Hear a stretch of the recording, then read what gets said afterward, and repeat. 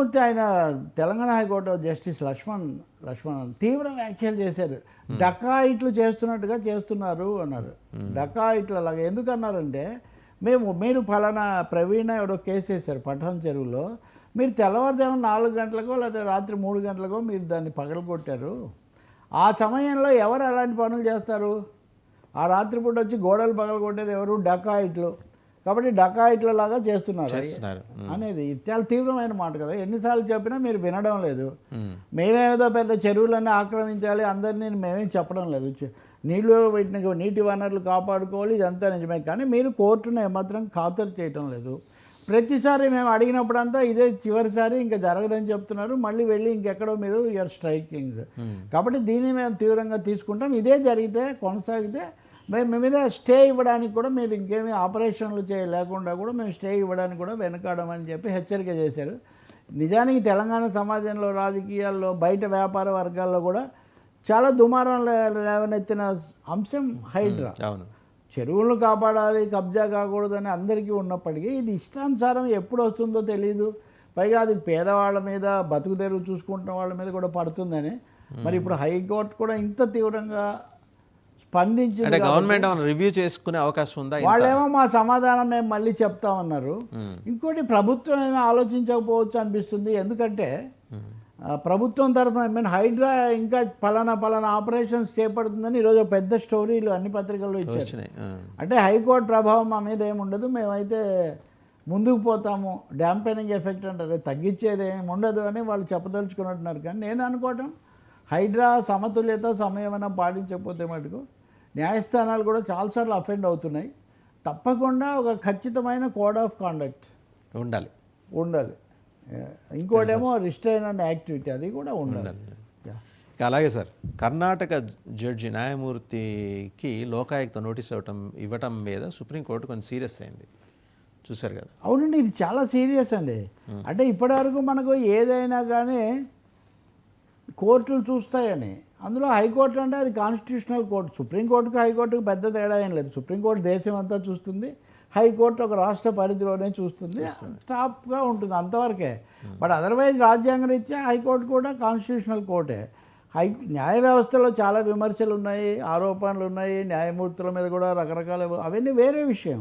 కానీ ఒక వ్యవస్థగా హైకోర్టు న్యాయమూర్తికి మరెవరో నోటీస్ ఇచ్చేటైతే దాని రాజ్యాంగ ప్రతిపత్తి శాంక్టిటీ ఏమి ఉండకుండా.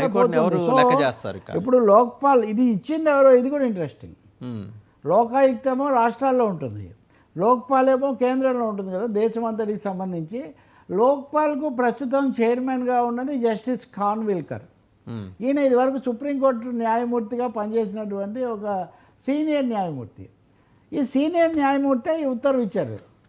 లోక్పాల్ యాక్ట్ సెక్షన్ 14F ఏదో ఉంది, దీని ప్రకారం జడ్జీలు కూడా దీనికి లోబడి ఉంటారో ఆ సెక్షన్ చెప్తుంది అని.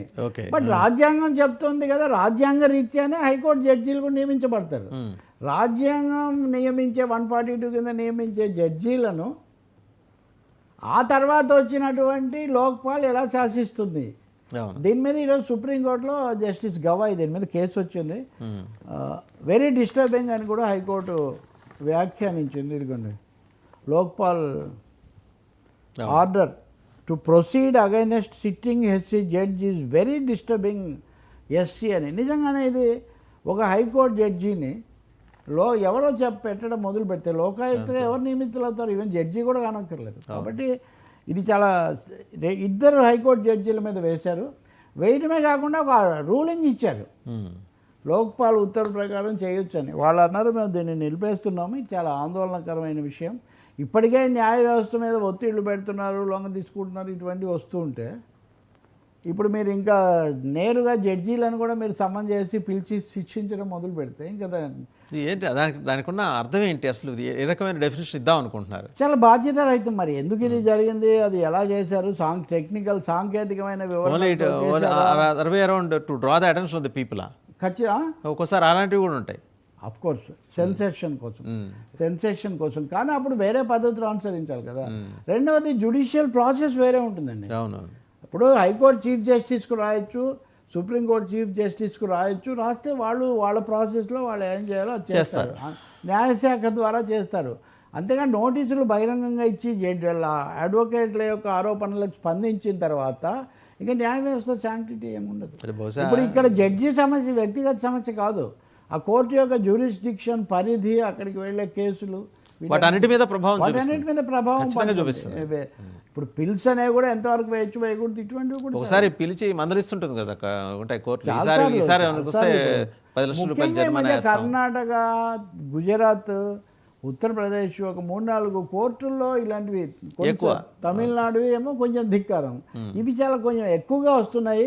డిస్టర్బింగ్ వేడిక్ట్స్ కూడా వస్తున్నాయి, కానీ వాటిని జ్యుడిషియల్గా చూడాల్సిందే కానీ వేరే ఏం లేదు. సుప్రీంకోర్టు న్యాయమూర్తులు కూడా ఉదాహరణకు బాలకృష్ణ లాంటి వాళ్ళు వచ్చినప్పుడు కోర్టు ఒక పద్ధతి తీసుకుంది. అవును.